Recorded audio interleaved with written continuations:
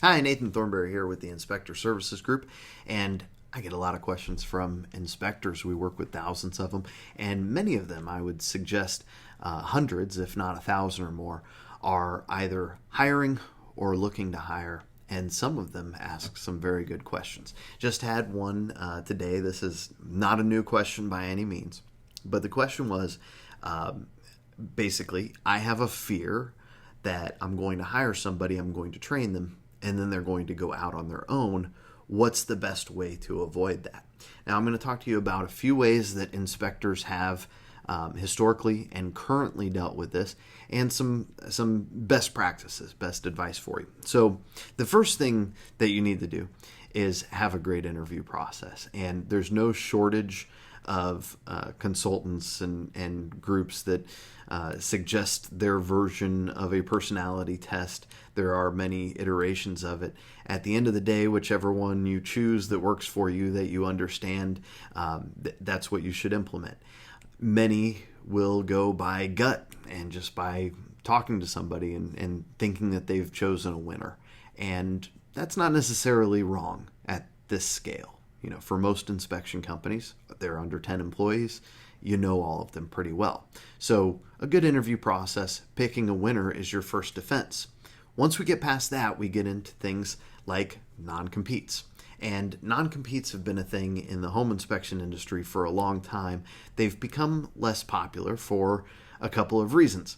Number one, it's very well known that these non-compete contracts are a thing. So as inspectors are looking for opportunities, as they're coming into the industry, as they're going through their training, they're being warned about a non-compete. And candidly, they're tough to enforce. Not impossible, but tough to enforce. So let's assume you're going to put a non-compete on the side. I could give you some suggestions on what a enforceable non-compete looks like, but I think it's better to have two things in place. One would be an agreement for cost for training.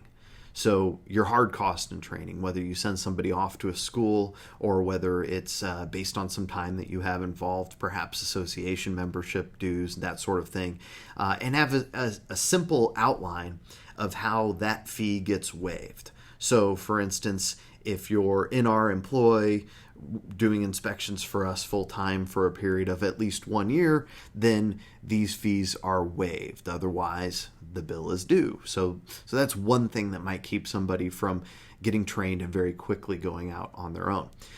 Second thing that you can do is have a non-solicit in place. Now, a non-solicit is very different than a non-compete. Non-solicit should be stated very simply, and we have some verbiage for this that we share with clients, that if you're an employee of mine and you're out doing an inspection and you've met an agent because we went out and marketed for them and they referred us, that if you go out on your own or you go and work for another business, that you shall not solicit any of those contacts. In other words, you can't work with the people that you're working with here and just, take our business with you. And that's much more enforceable than a non-compete and many less pitfalls. With a non-compete, you have to worry about, what's a reasonable geographic region.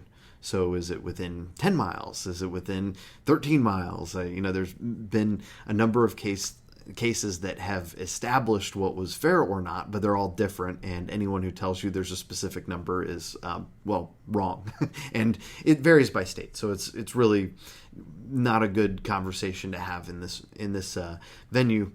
We could have that discussion very personally at some point at one of our conferences, for instance, if you come and meet us.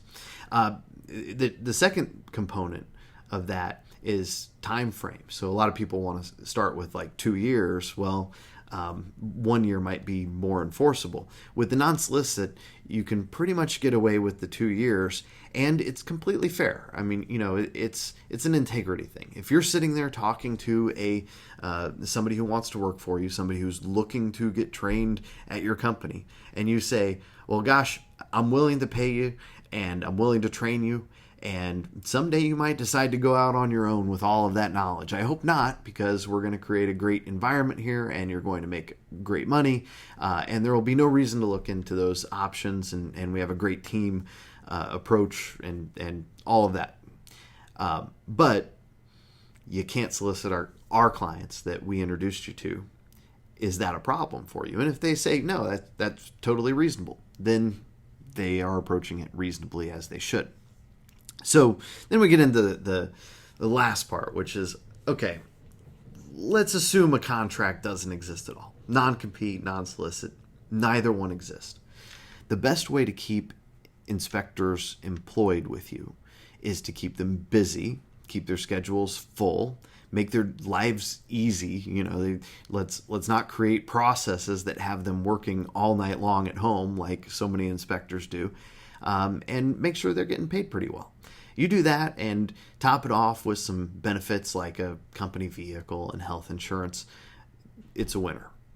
Now, this latest email I got had one other question in the string. Okay, the guy's coming on, but he's going to come on part-time initially. So here was how we were going to pay them. How do we do it as a part-timer? And for that, I would just go proportional. So there are your answers to some common questions for employment of inspectors.